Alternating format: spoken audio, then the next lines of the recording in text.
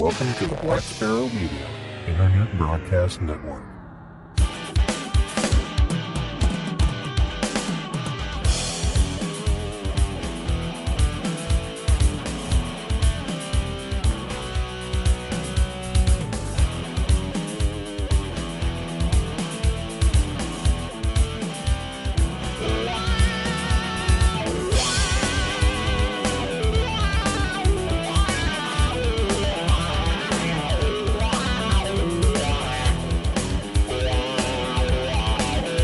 You are listening to Linux in the Ham Shack. LHS is a podcast about Linux, open source, and amateur radio, for everyone. Now here are your hosts, Cheryl, W5MOO, Russ, K5TUX, and Bill, NE4RD. I'm your host, Eric, N1JUR, finally back to normal. And I'm with my co-hosts. Hey, it's Paul, N1OG. And I'm still a general, Todd, W1STJ. All right, Roger. And we got some special guests on tonight from the awesome podcast show, Linux in the Ham Shack. Go ahead and introduce yourself. We'll start with you, Cheryl, since you're the better of the three. I'm Cheryl, W5MOO. I'm Russ, K5TUX. And Bill, NE4RD, coming live from a hotel in Missoula, Montana. Okay, well, thank you guys for hanging out with us. Let's kind of dive into the show, because I know they do a lot of talking and, sharing of awesome information, and they talk about all same stuff that we talk about, but just on a little different bend there towards, say the Linux world and how how you can get more involved in, ham radio and Linux together. And so I've been a newbie listener. I've only been listening since episode 499, but it's been a great run so far. I love hearing these guys, but let me introduce them. So we've got Russ and Bill and Cheryl, and they're all the hosts of Linux in the Ham Shack. So if you haven't checked out their podcast, you can check the link in our description in this episode, and it'll be in theirs, obviously, because they'll be on their show as well. But they talk everything ham radio and everything ham and Linux, and they're the diehards. I mean, my background is sort of sysadmin, so I've had a lot of Linux in my life, but I've always kind of just been Mac or Windows and agnostic in that sense. So I've always wanted to try to take the leap, but then, just kind of shy away and go, I'll go back to Windows. So these guys are the hardcore, diehards when it comes to that stuff, and they do some awesome stuff on their show. So, talk to me, guys. So Don't forget though, they also talk about scotches and good beers. Yes. And recipes. So well-rounded. Those. Yes. So you will be fed. You will, you'll definitely be topped off in all of the best, spirits out there. And, I'm sure, desserts are on the top of that list too as well. So if you're a dessert person, you're guaranteed to, never leave hungry, as they say. So, all right. Well, with that, so, Russ, since you're kind of the head leader of this a little bit, we'll say, tell us a little bit about the show, what's going on, I've got some deep, dark questions that I want to find out more about, how you guys got this going for sure. And Cheryl, I know, how did you get dragged into this, or how did you want to get dragged into this? Is this one way to stay connected? There's always an interesting story there. So I'll leave it to you, Russ. You start us off, and I'm sure we'll pop questions along the way. Oh, fantastic. I'm always the one to field this question. We've been doing the show for a very long time now, since October. What happened to my? Suddenly, I'm bright. You got bright. Yeah, I did nothing. The spotlight's on you now. So yeah, apparently my camera decided that I was too dark and hidden and whatnot. I kind of like the sort of Phantom of the Opera thing I had going there, but so yeah, we just celebrated our 16th anniversary. Wow. In October of this year, which is this month. Very cool. We used to have sound effects once upon a time. Anyway, so I always, in the 16 years of being asked this question, tell us about the show, I have not come up with an answer. So, okay. But what I do always start with is that I didn't start the show. I was on it from episode 1, and I have been on every episode except I think one. I think there was one episode I didn't show up on for some reason. But I always have to give props to Richard KB5JBB. He's the one who had the idea, and he was looking for a co-host. And I was like, me, pick me. And apparently, since I was running unopposed, I got the job. So, that's how it works. Yeah, pretty much. So he had the idea of Linux in the Ham Shack. He based his podcast on an earlier podcast by Chess Griffin called, I can't remember what it was called. It's been 16 years. 16 years ago, right? It was a podcast about, oh, look, my camera's freaking out again. Anything we can do to derail this podcast, we will do it. We're already we're totally on the way. So we're all good. All right. Yeah. So he modeled it after another one. He wanted to talk about Linux and using it for ham radio and things like that. And that's pretty much what the beginning of the show was. It was him and me. The style back then was very, very different. If anybody wants to go back and listen to the first 100 episodes that have Richard in them, you will find that show has very little to do with the show of today. Bill's laughing about that. Do tell Bill why. What story do you have hidden behind the curtains? No, it's just it was a completely different show. It's amazing the striking differences. Yeah. Mm-hmm. Yeah, Richard has a very different way of podcasting. He's diehard Texan. Things were very different. There was a lot of blues and country music back in the day, and the only thing that hasn't really changed is the content. I mean, we always talked about Linux, we talked about technology, computers, amateur radio. Everything about that is consistent all the way through, and it's just, presentation, of course, has changed, but presentation doesn't really matter. And if somebody wants to go back and listen to the full catalog, because we are, I don't know what episode of yours this is, but of ours, it's 557. So we have done a few, and they do change with time. And if you want to have a different flavor, go back and check them out. But I mean, you're still going to get the same idea. We look at Linux applications. We look at how you can do things without Windows if you want to.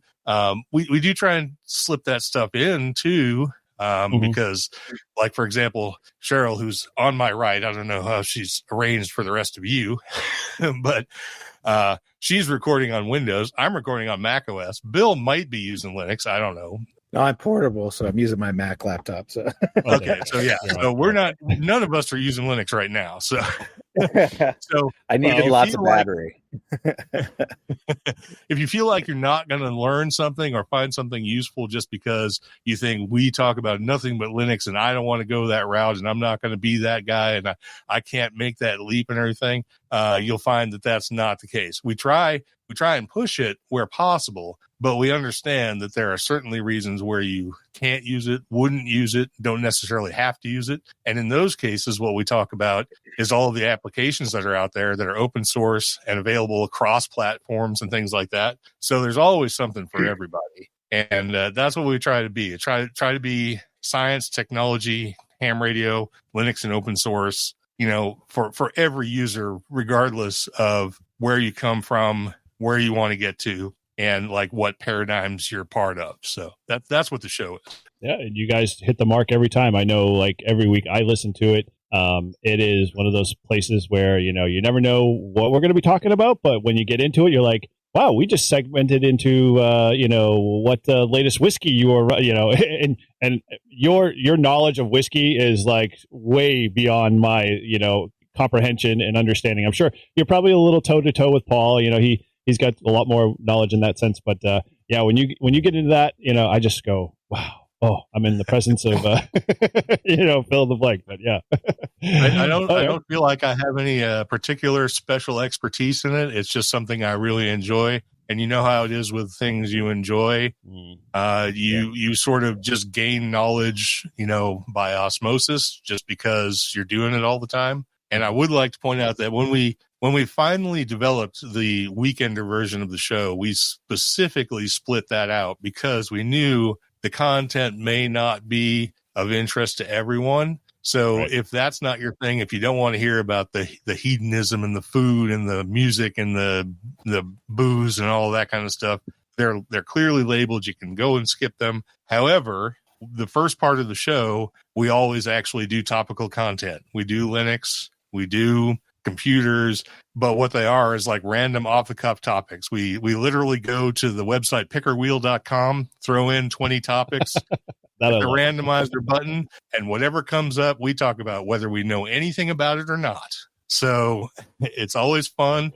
We try to make it entertaining and at least a little bit informative one way or the other. So I wouldn't necessarily skip the first 15 or 20 minutes of those episodes. But, beyond that, go ahead and skip it and move on to the next thing. And we'll talk about some sort of computer or ham topic at the next one. But, we try to be a little bit of everything. And, honestly, if you had the choice to talk about whiskey or ham radio, I think we all know which one we pick, right? So...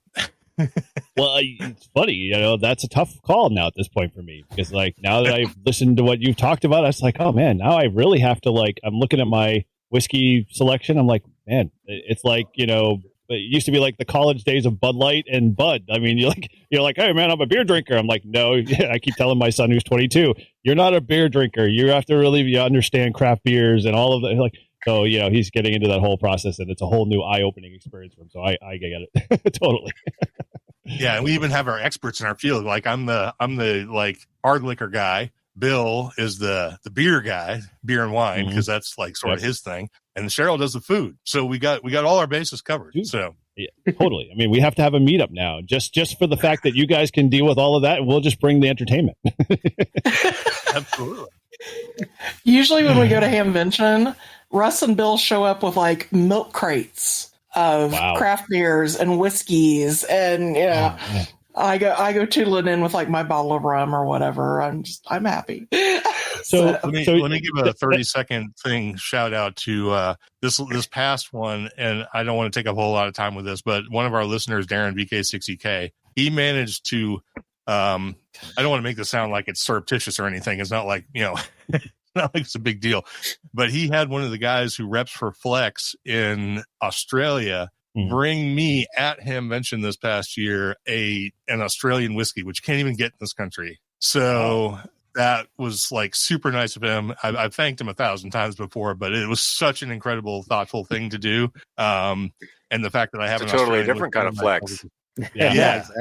That was quite the flex, actually. Yeah. But that was fantastic. And I want to make sure he gets acknowledgement again. Cool. All right. Well, so we know Russ has obviously been with the show since episode 1 or 2. But, so he doesn't take all of the limelight here. Let's kind of shift over to Cheryl. I mean, obviously, Cheryl, tell us a little bit about you. I mean, I love your call sign. I mean, it's second. I have to say it's second to obviously Bill's, because Bill just takes the cake. I love that call sign altogether. But, tell me what's up with the call sign, how you got into ham radio a little bit, and, where along the line did you get coerced or pushed into, or, just decided, hey, I'm going to wave the white flag and be part of the Linux crew here. So the call sign is a vanity call. I grew up on a farm, and I don't know if you can see the cabinet behind me, but it's covered in the top of it. It's covered in Holstein cows. So that's where the W5MOO came in. As for the reason behind getting the call sign, I threw up the white flag because Russ has harassed me from the day we met, basically, which has been 25 years ago, to get my call sign. Then Bill tanked up with him. And so they were both harassing me to get it. And finally, a couple of years before COVID hit, I had tried to test at Hamvention itself. And because it was still at Hare Arena at that time, and they were testing upstairs, and I was in a head-on car wreck several years ago. So I'm dependent upon a wheelchair now. So I was like, that's not going to work. And they're like, well, we don't know what to tell you. So we mentioned that on one of our podcasts, one of the earlier podcasts, and a group of gentlemen, V's, out of New Jersey, I believe, said, hey, we're coming to Hamvention. We'll test you while we're there. Like, okay. Awesome. So okay. Yeah, that was a trip. The 9-ish hours of driving from our house to Dayton was cramming for the test, basically. And then the next year they're like, do you want to go and do your general? And I was like, no, I need a break.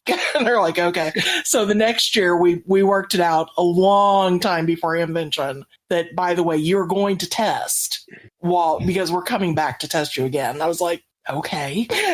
so we tested. It just happened that their hotel was across the street from ours, so we like jogged across the street. Russ and Bill sat there and smoked a cigar or whatever while I was testing, and then the VEs were on my butt about going ahead and working on getting my extra that night. They're like, "We'll give you an hour to study." I'm like, No, I can't do this again. So, and of course, Russ and Bill at that point were like, yeah, you don't really need the extra. If you want to do something extra, Russ is an extra. He can sit there and babysit you. I'm like, okay, great, fine, whatever. So that's the story on that. As for the length of time that I've been with the podcast, I've basically been here since day one, but I was always behind the scenes. Okay. I was you're the reason why it's so popular, because you were their social media and media. Well, not even that. Russ's social media, but I was kind of what we called the rabbit herder or the cat herder, because Richard would get sidetracked, and I would be like, no. Topic. so that's how it worked out. And finally, at one point, Russ went, you're just coming on to the podcast. We're done. So I did several years pre-licensed, just doing my recipes and sharing stories or whatever, reading stories basically.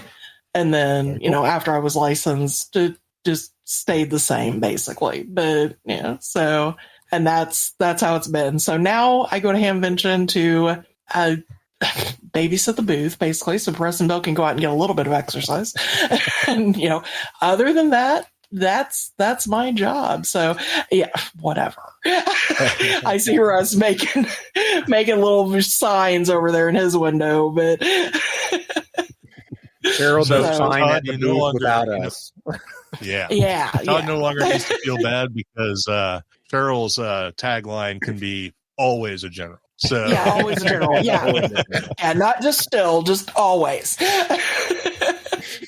Very cool. I could possibly pass the test if I really tried, but I'm beyond even attempting that at this point. So very cool. Well, we love to hear. I personally love to hear. Obviously, being in a ham radio, kind of centric, it's very male dominated. Sadly, there's not a lot. There is more females coming on and whatnot, getting interest, but it's always good to hear a refreshing female voice on a podcast that's talking about Linux and all of their stuff. So it's good to have you on, and I appreciate you.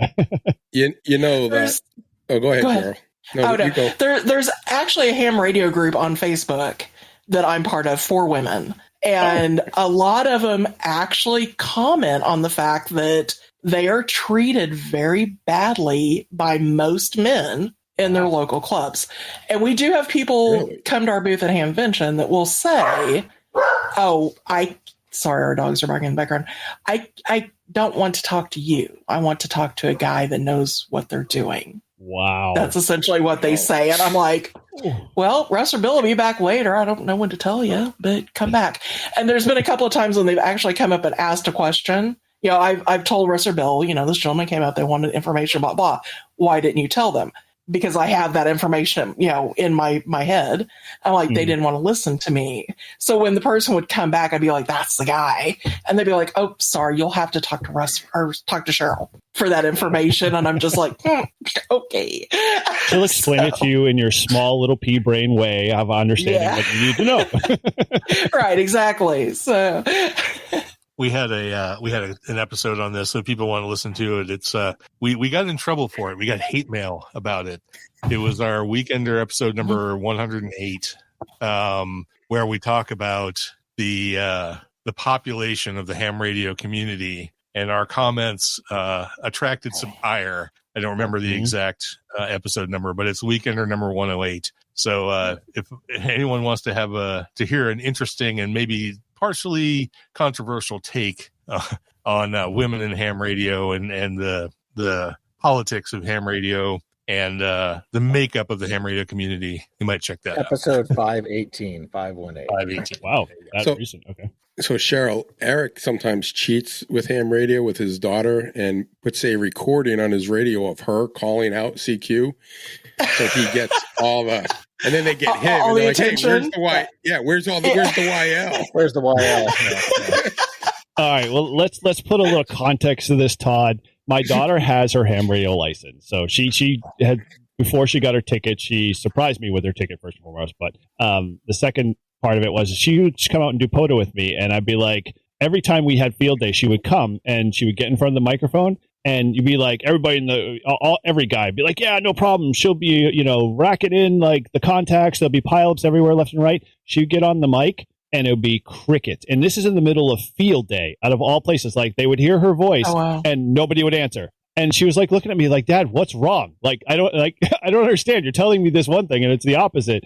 And then, she would go out and do POTAs with me, and, she would record her voice, and then magically, all of a sudden, people would start showing up. So when the bands were tough, I would leave the recording on my, 891, and, it would get me that 10 I needed. So, it's only for emergency purposes during break class. So, well, I'll tell you this. I was on field day a couple of years ago, and I could not, probably 25, 30 minutes trying to get into this one station. I couldn't do it. I tried. And she came into the tent where I was at. She goes, "Oh, let me give it a shot."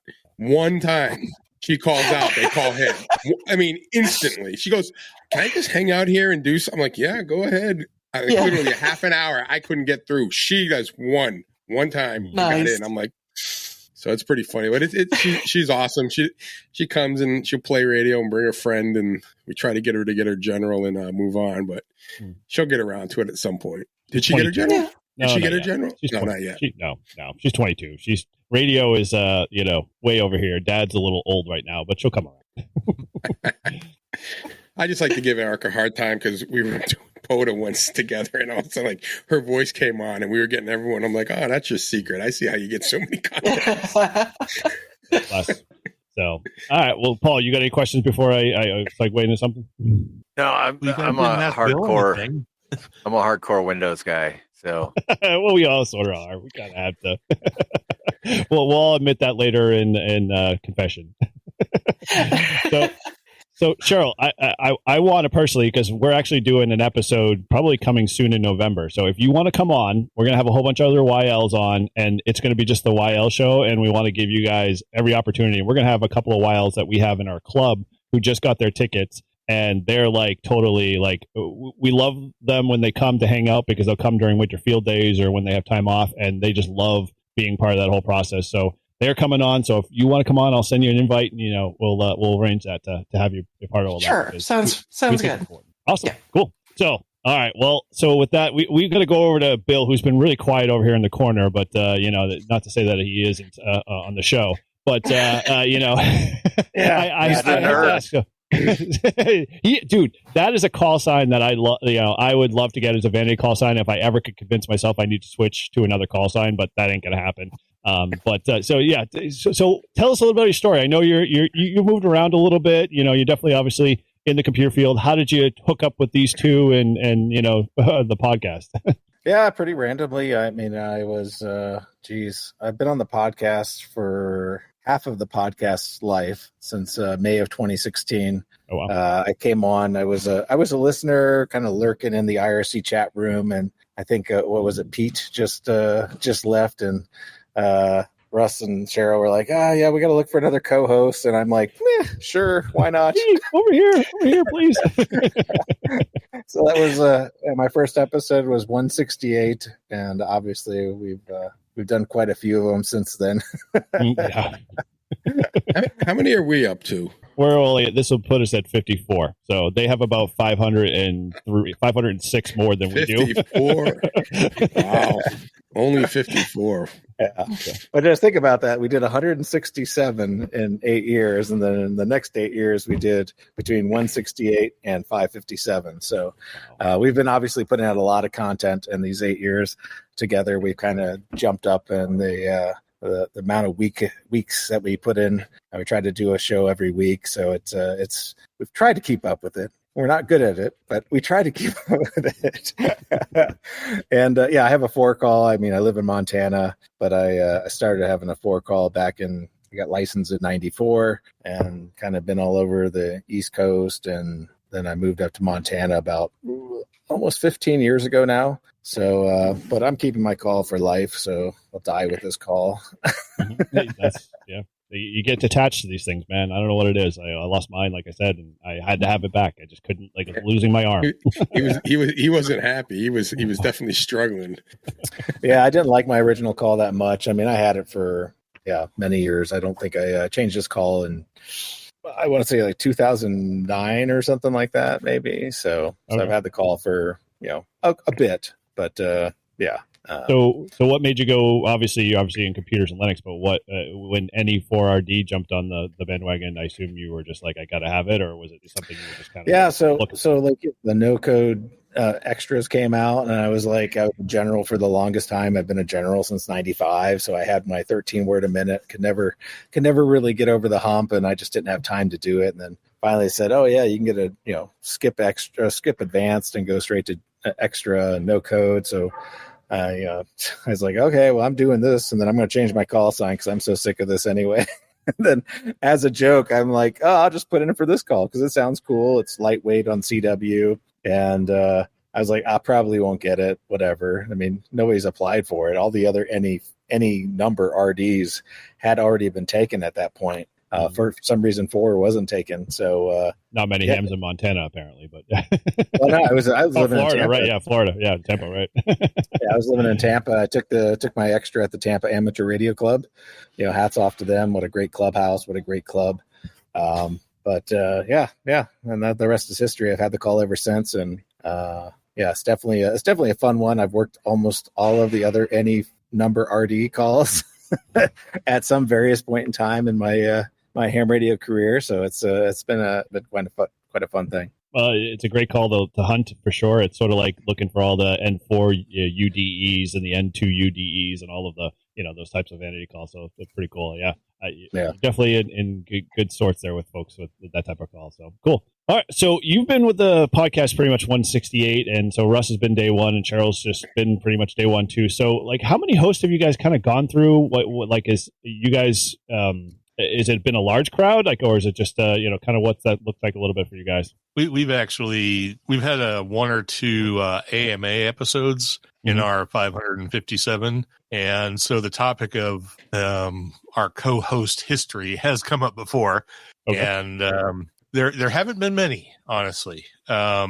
We had Richard and I started it, and then Richard dropped off at episode 100. He did the first 100, and I started, 101 on. I think I did 2 or 3 by myself. And then I feel like I'm going to forget this now. Now that we're talking about the 500 episodes, I'm sure you will. It's okay. We have Pete and Rich, and then Bill. Well, right, but they weren't simultaneous. We had we had. Oh, now I really think I've forgotten. Was it Rich first? It was. Yeah, it's Pete last because Pete was right. Yeah, Rich was only here for Rich was only 5 or 6 episodes. No, he did. He did like 30 something episodes, I think. Did he? He was. He and his son Brady had another podcast called the Low SWR Podcast. I don't know if anybody remembers that. I don't. I did hear of it though. Yep. Okay, yeah. So they did the Low SWR Podcast, and then Rich jumped on with me. And Cheryl, because Cheryl was, sort of in and out the whole time, for 30 something episodes, I think. And then the next 30 something, we had 2 Canadian hams. Well, mostly Pete, VE2XPL. And then there was Harrison VE2 HKW, I think. Oh, Canadian. Okay. Were on the show for a while. And then, their circumstances changed, of course, and then Bill was, Bill, who ran unopposed for the job, as I did at the start. There were so many others. It's pretty much how it's happened. It's basically like, I need a co-host. Does anybody want to co-host? Me? Okay, you're in. That's kind of how it goes. Paul can share that same sentiment too. Yeah, Paul was like, "Hey, what are you doing on a Sunday night? You want to come do a podcast? Yeah, sure, no problem." And he just he just won't go away. Whatever. No, just kidding. Sorry. Right, exactly. So when Bill gets fed up, we'll put the call out again, and the first person to say yes will be on the show. So there you go. Bill doesn't get an option. He doesn't get to quit. I know, right? He tolerates us at Hamvention, all of us being in the same room. Bill stays forever now. End of story. But the thing is, Bill it's not even 2 hours into Hamvention when he's out buying a black and tan and coming back to the booth so he can tolerate the rest of the show. So well, normally we only record for like an hour or so. So I'm like, once it's more than an hour, I kind of get freaked out. So, I need my So we're nearing that. You're going to expire in the next 10 minutes or so. I just want to make sure that you can bust or something. No, I am running on empty though. So like, let's kind of wrap this going here. Well, that was prerequisite number one that I sent out to Russ earlier on. Just make sure you have several refills along the way. I brought the whole There's bottle. a bar I'm not stupid. See, Russ is a professional. Come on. I thought you were a craft drinker beer. Just have the beer I fridge didn't know right next to quitting your was an feet. option. You're right. It's never. Not a quitter. All right, cookies are for closers. All right. Cool. So you guys obviously mentioned Hamvention a little bit, and I kind of want to dive into a lot of it. Do you guys go every year? We've missed have 1 year. We missed 2 Wow. years of the last 14. Woo! So we have Okay. done quite a few. Yeah. Okay. Well, any advice you'd want to give to us three newbies, because we're all diehards and we want to go, but New England, you have to go west, so it's a little challenging. But yeah. And a little Away south from too. Montana. So. How long? I How would long would only it take? say, go ahead. I was just saying, how long would it take us to drive there? Probably what? 16 It hours? takes us 20 it's hours? half- 9 hours. So you would take you about 12. probably wouldn't take you more than 10 to 12, something like Yeah, that. that's not that Yeah. bad. I drove down to Russ North Carolina. drives.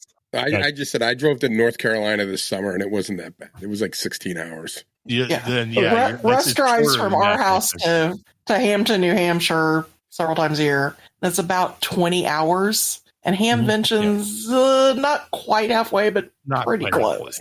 Yeah. Now, do you guys stay? We stay usually at the same hotel in Miamisburg, which is not. I mean, someone's going to correct me. That's not Miamisburg, but yeah, it's South Dayton. It's listed as Dayton, so yeah. Right. But you asked to give you advice about going to Hamvention. There's only one thing I can say about it is if you're a ham, just go. Yeah. Just do it. Whatever you think you're going to see, whatever you think about the show, whether whatever like preconceived notions you have about the show, it's just you got to do it. Just do it once. I guarantee you're going to figure out in that one time whether you want to do it again or not. But I mean, you got to do it. You got to do it. Rain slickers are optional but suggested because it will rain at least once during the weekend, and then the humidity will go up to 190%. So on an 80-degree day.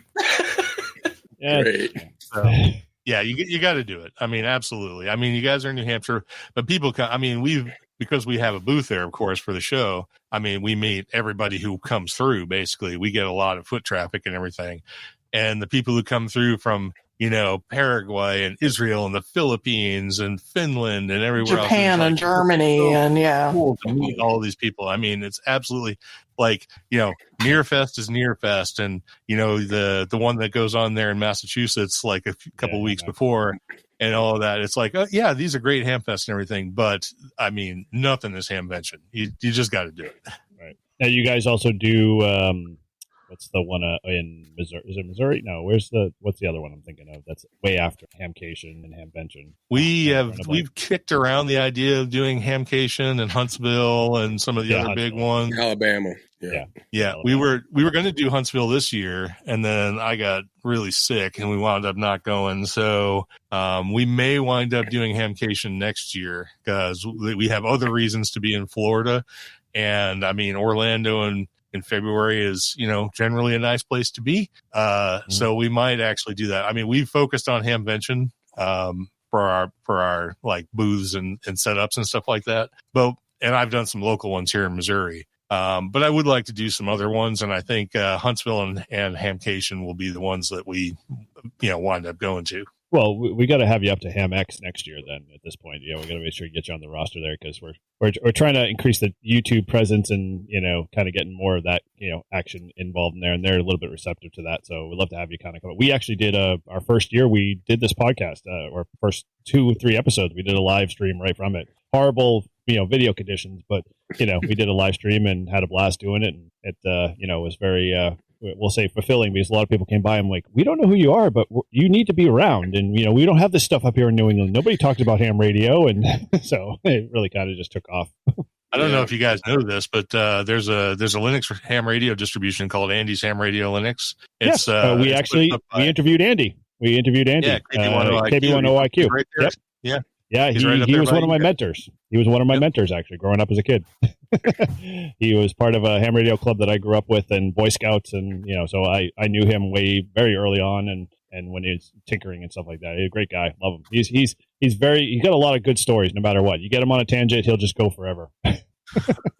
Well, I will say that if you want us up at Ham Expo or whatever the one is there in Massachusetts, we have a place to be, because I'm from up there, so I know all the ins and outs and everything. But gas money goes a long way to getting me to move, up in that area. Well, we could probably make that happen for sure. Yeah.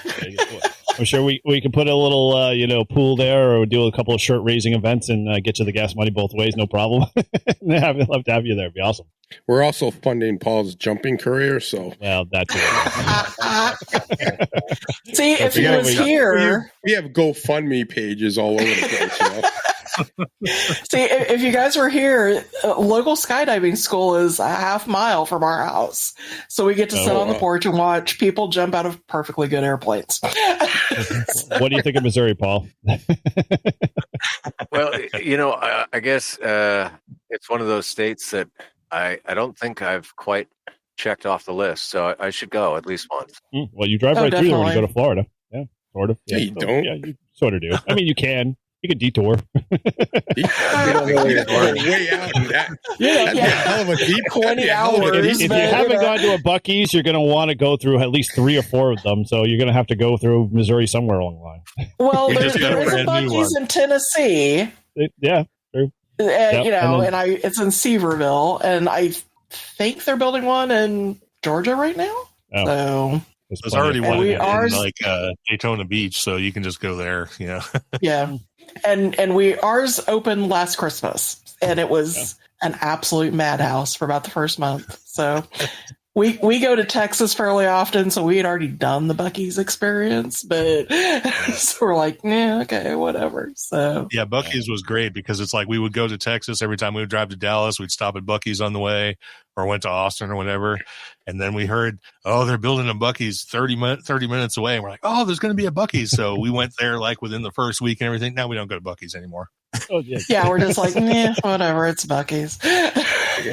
Yeah, well, that's kind of my experience too. I went there and it's like my daughter was like, "What is this Buc-ee's place you keep talking about?" I'm like, dude, I've heard it from Ham Radio 2.0 and everybody, talking to Texas, and, go to Buc-ee's, blah blah blah. I'm like, fine, I'll go check it out, thinking it's like a Wawa or whatever, but it's not. You can't touch it with a stick. So yeah, it's like a concession stand / convenience store / shopping mall, all wrapped up in 100 fuel pumps. Yeah, just short of a couple of carnival rides, right? Yep. Yeah, exactly. Yeah, that's their newest thing. Ours just put in like a taco bar, so the carnival rides are probably going to be in the back parking lot by Christmas. On the way.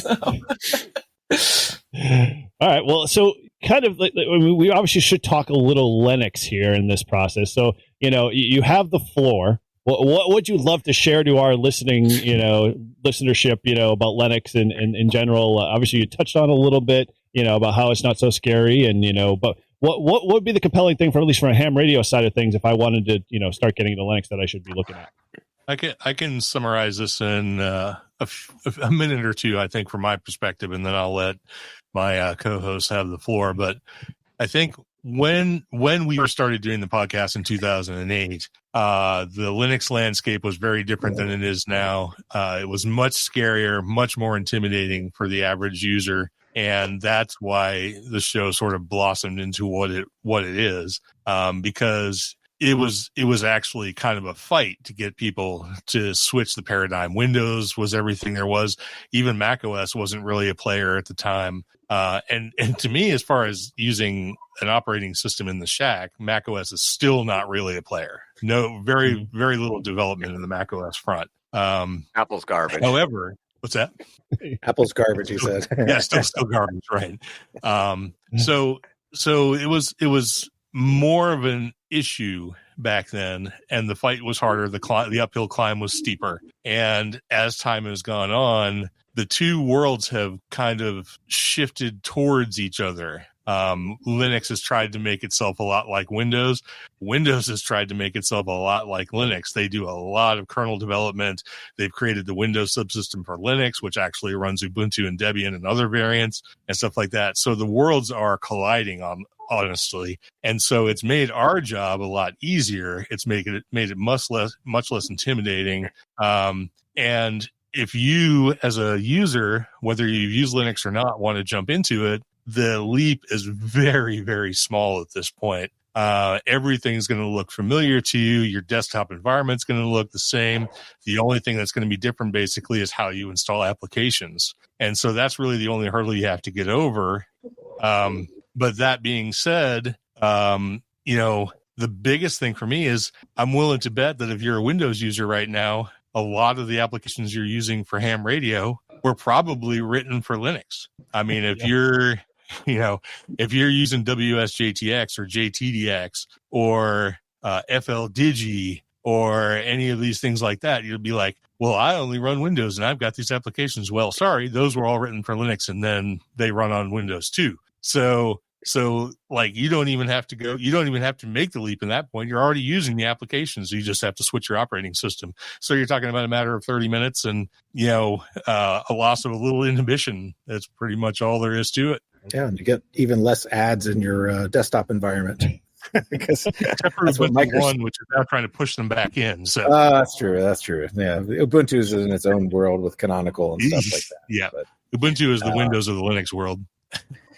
But yeah, I would be surprised if we don't see, like Russ was talking about the convergence between Windows and Linux and stuff like that. I mean, there's, if you listen around to a lot of the Linux podcasts, I mean, there's definitely like the chatter, like Windows 12 is basically going to have a Linux kernel in it because Windows is dead. They're slowly killing themselves, much like Mac OS is doing with locking down the App Store and stuff like that, and going to start killing off third-party apps, which will mean all of these open source apps that don't have development license keys in the Mac OS ecosystem to register their apps and get them certificate signed and stuff like that. You're going to see that stuff starting to go away, and Microsoft's not that far behind. I mean, not many amateurs are using the Windows version S of the platform, but that platform is particularly locked to the store. It was meant for like students and stuff like that, but it did come on some boxes. So it's sort of a smaller subset of Windows in a different license format for a cheaper license that a lot of these little tiny computers and whatnot would come with. So yeah, I mean, Linux is just easy to run. Today, it's like, almost better in some cases, even just using it for like daily driver use. I mean, the browsers run faster, everything launches faster. It's amazing. You can add a printer. You can add a printer that's probably 10, 20 years old. And guess what? There's still a driver for it. Yeah. I mean, you try doing that in Windows or Mac OS, you're SOL. You're not going to be able to print to like an old Canon printer from the, late 90s, early 2000s that's barely got, USB support, let alone any driver support. I mean, I'm always amazed at what Linux is able to do. I mean, I remember like, Ubuntu, to give them some props. I mean, 8 years ago, Ubuntu would drop on a Wi-Fi network and all of a sudden find every printer on a Wi-Fi network that you connected to automatically without even asking you to do it. And I thought like that was like the pan ultimate of the operating system. It's like, this is going to solve so many problems for people. So it's grown so well in the years that it's like every year it's just easier to sell free software, Because it's like You just can give it away without any problems, right? yeah, it's like it's there's so much value for it, and it's really hard to say that there's problems with it. And there's certain instances that you can get yourself into trouble. There's so many choices in Linux that I think people find themselves in a spot where it's like, oh, well, I tried this and it didn't work, and blah blah blah blah blah. And it's like, well, that's the thing. It's like there's so many choices that you can find yourself sort of pigeonholed in some sort of ecosystem that's specific to your particular choice. Like, oh, I decided to have Solus, or I decided to have, Arch, Linux from scratch, or, Nix OS or something like that. I found this niche that I wanted to go with for one reason, and then I'm trying to make it solve all my other problems. And, maybe they don't always find their solution. So we tend to talk about everywhere that you can find an easy path into using Linux. And we do a lot of reviews on distributions where we give a Linux, ham radio readiness score. And, we have probably covered, I wouldn't say all of them because there's so many, but like we do cover quite a few that most people should at least have in their, bookmarks list of things that you might want to try and stuff like that. Cool. Now, Yeah. Bill, I got a question for you. Yeah. So I'm a computer idiot per se, right?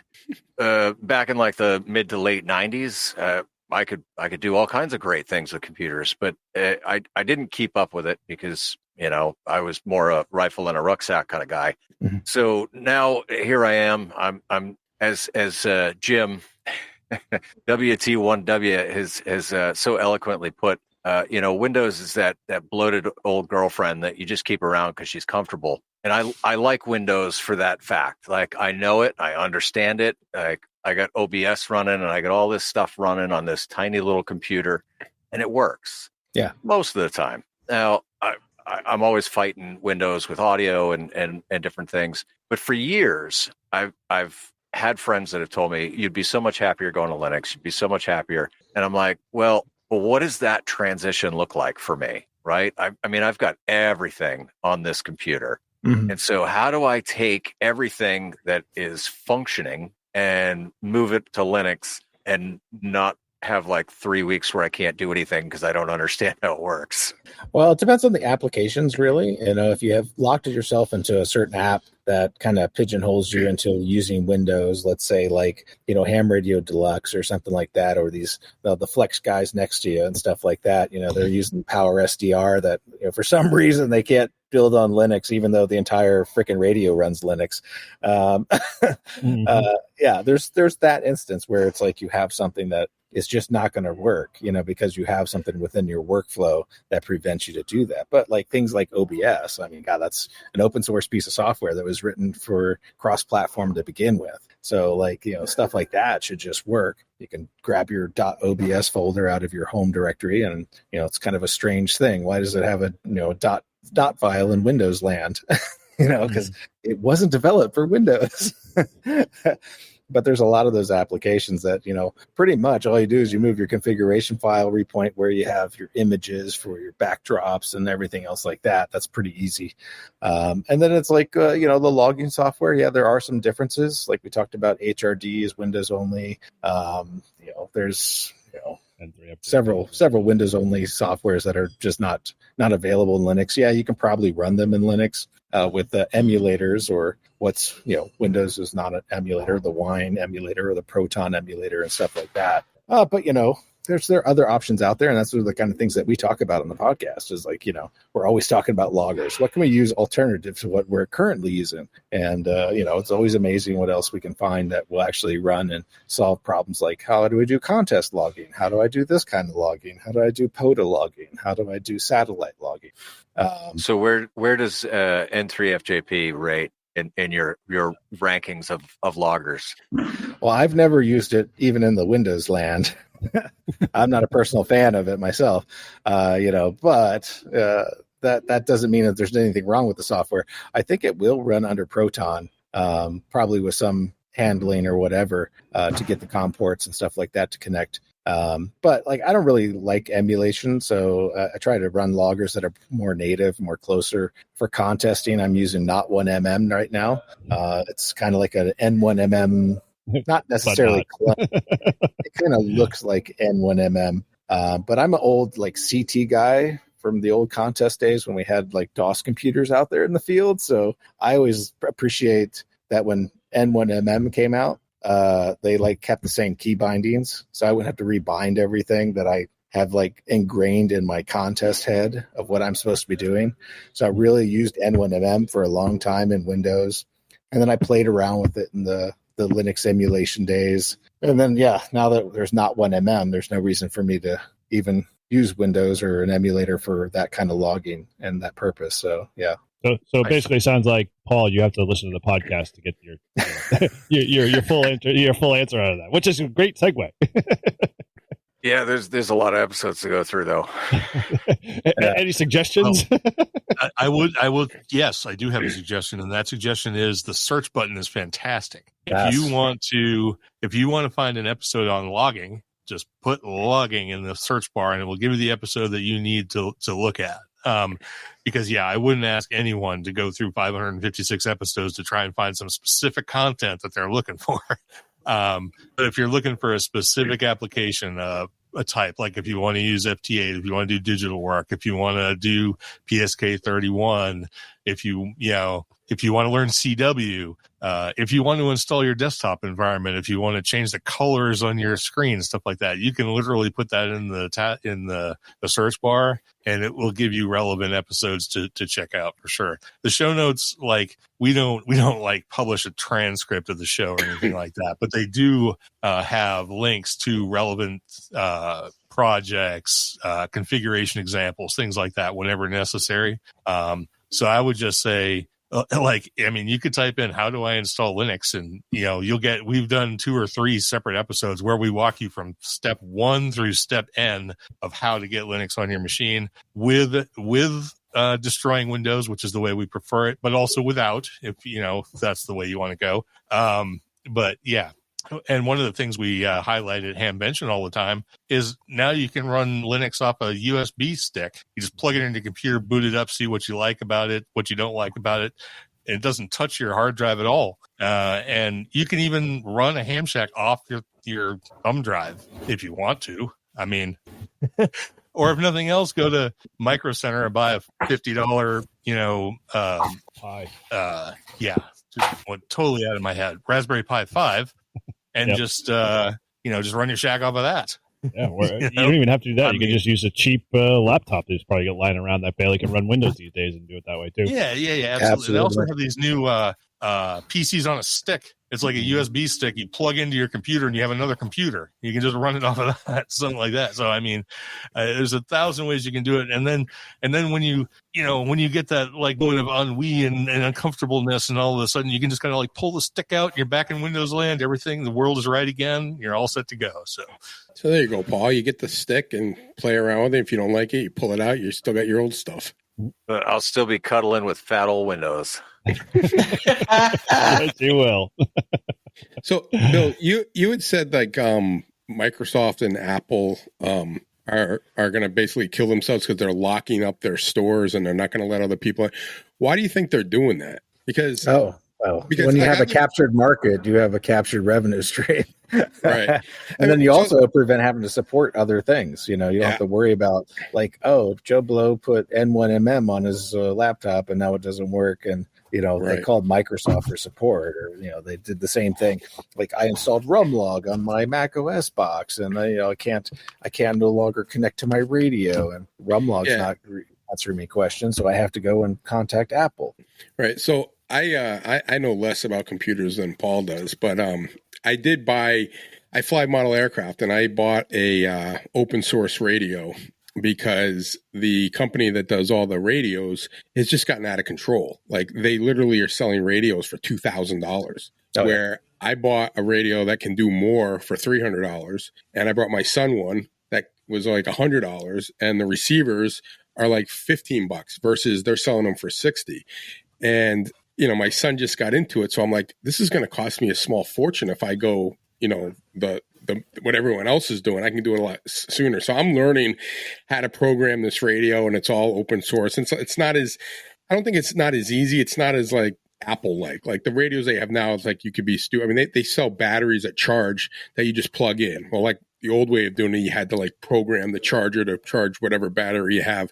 So I don't think it's going to be that hard, but I'm wondering if like with Linux and this open source stuff, if that's the way it's going to be, because things are just going to get so out of control with pricing. Like it's 3-4 times as much for the same thing. It's not even as good.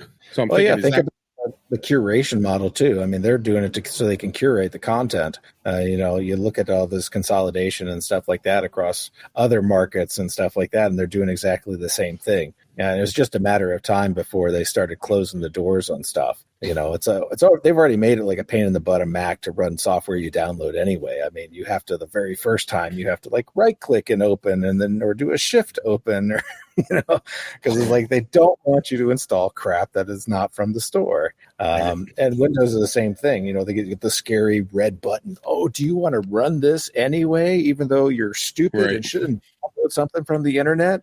Those are things you generally don't see in Linux at all. And I don't want to highlight the elephant that's sitting in the corner right now, but macOS is BSD, which is a flavor of Unix, just like Linux. Pretty much. I think it's still Unix certified, so it's still a Unix compliant system. Yeah, that is true. But we always have it'll probably go through a phase where they'll have all the thing, and then eventually people figure it out that it's not worth doing, and they'll start switching, and then they'll have to change their business model to to reopen it. Because I think the open source stuff makes a lot more sense. I think you get a better product out of it. Yeah. Well, they only want the customers that want to buy Final Cut Pro and Adobe Premiere Pro and all this other stuff. They don't want people like us anyway. Sure, you can go with Android if you like unintuitive, frustrating, illogical user interfaces. That's fine. That's what I say to the Apple fanboys. But anyway. Oh, good. But there's a Linux distribution out there that I can't remember the name of off the top of my head. Bill might be able to. But if you're a Mac OS fanboy, it emulates Mac OS, but it runs Linux. That's sort like of elementary OS sort of looks like. OS iOS 9. Pantheon.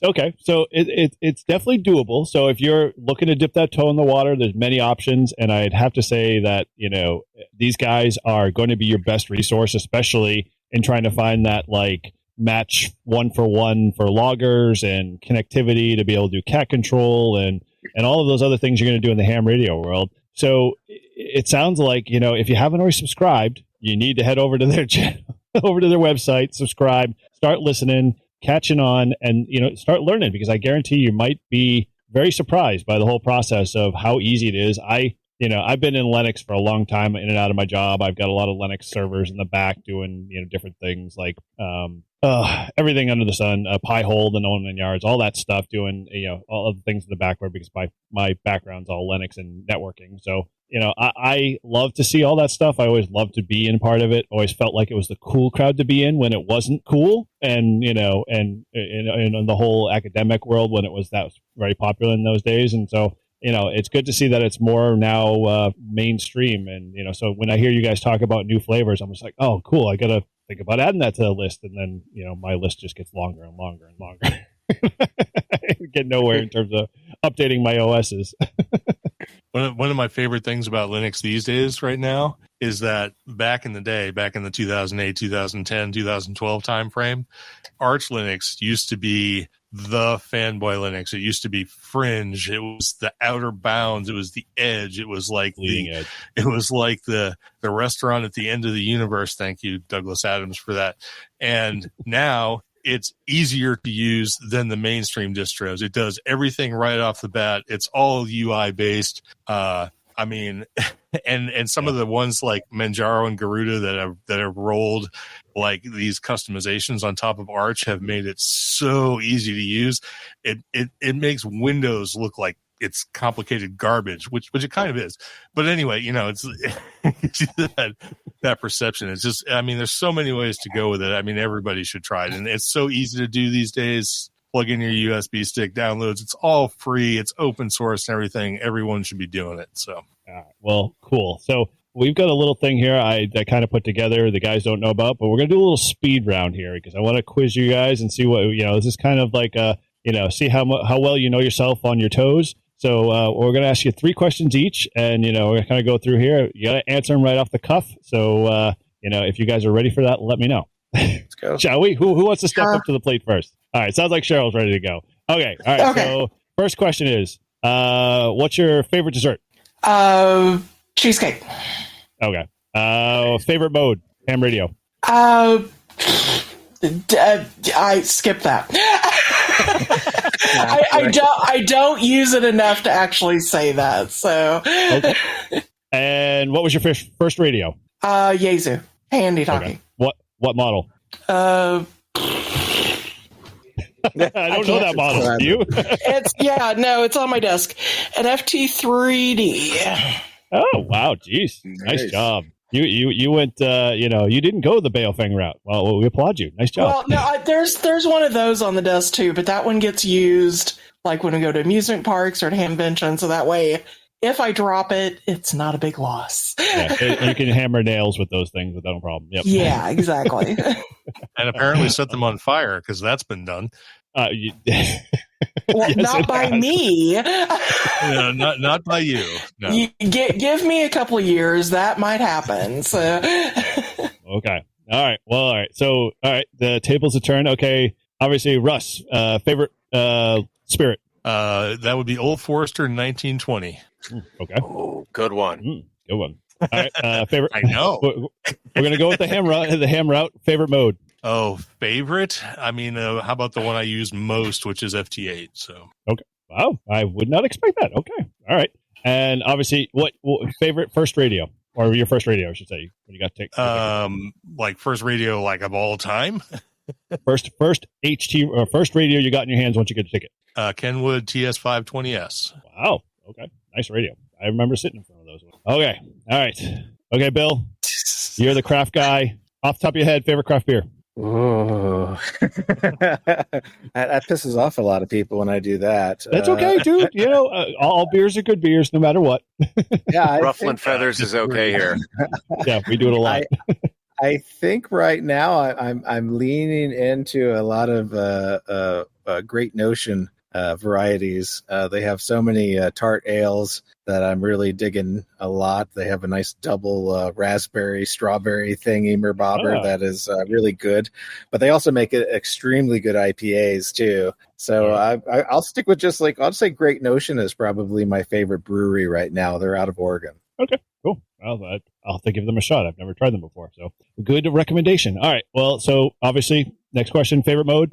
RIDI. Wow. No one said PSK 31 yet, but RIDI's close. Not bad. Okay. You a RIDI contester too, or just RIDI, kind of? Yeah, I used to be on RIDI a lot. I haven't gotten back into it since the centennial of W1AW, where I was running RIDI for W1AW Portable 7.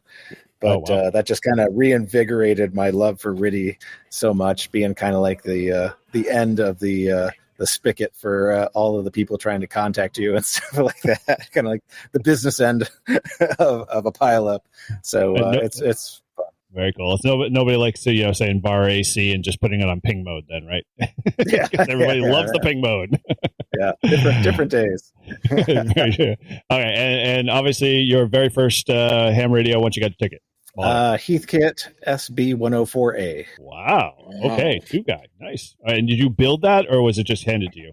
No, we got it secondhand. My friend, my Elmer, and I were the unfortunate collectors of a lot of SK gear for the club, and so I was able to kind of get my hands on a piece of old hardware that I loved.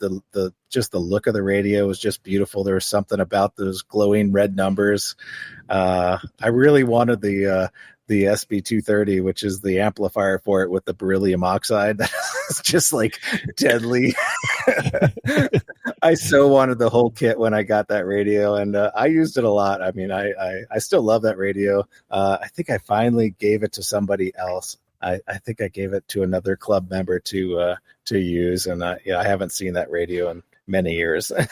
Well, hopefully you come it crosses your path one more time in life. I do look at them often. Anytime one comes up with a full set, I'm like, oh, I should do it.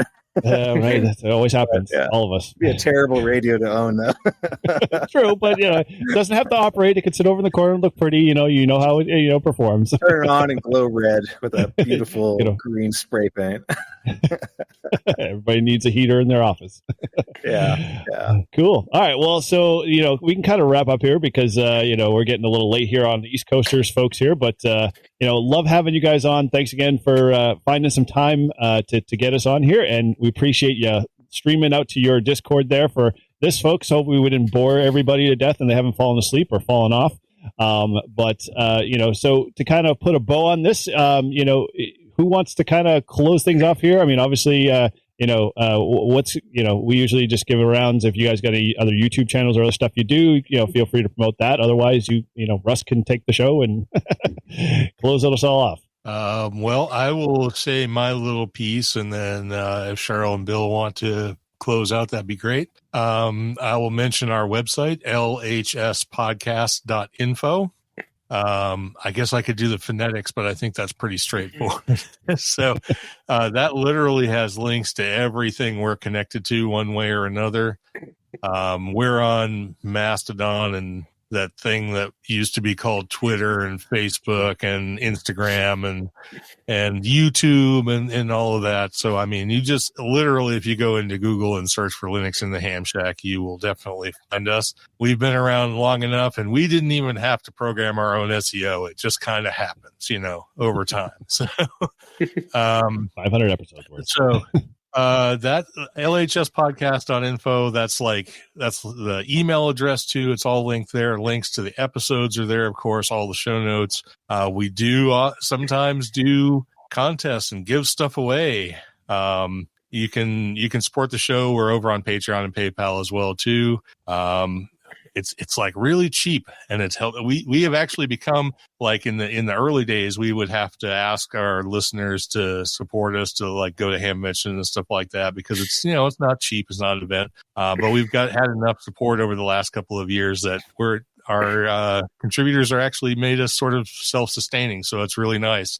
That's awesome. We're not getting rich or anything. We're not buying yachts and mansions and stuff like that and visiting Europe every autumn. But we can at least go to Hamvention every year, so that's always nice. And we really appreciate everybody who listens to us. You guys, I mean, well, I know Eric does. I don't want to speak for Paul and Todd at this point, but I'm hoping that after this that we have a couple new subscribers. So, but anyway, that's where you can find us. We hope you'll listen. We do have a Discord, of course, just like the guys here at Live Free and Ham. So check that out.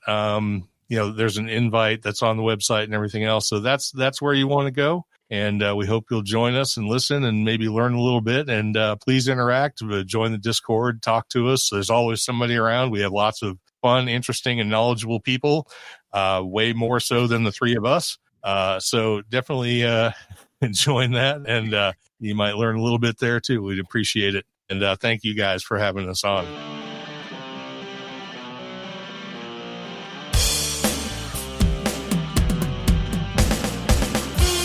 Thank you for listening to this episode of Linux in the Ham Shack. LHS is a community-sponsored podcast. Live recordings are Sunday nights at 8 o'clock Central Time. Our homepage can be found at lhspodcast.info. You can support the podcast via Patreon at patreon.com/LHS Podcast. We're also on Discord, Facebook, Instagram, YouTube, and Mastodon. Contact us via email at info@lhspodcast.info or via voicemail at 190954777469. That's 1909 LHS Show. We also have merch. So until next we meet, remember to always heed your hedonism.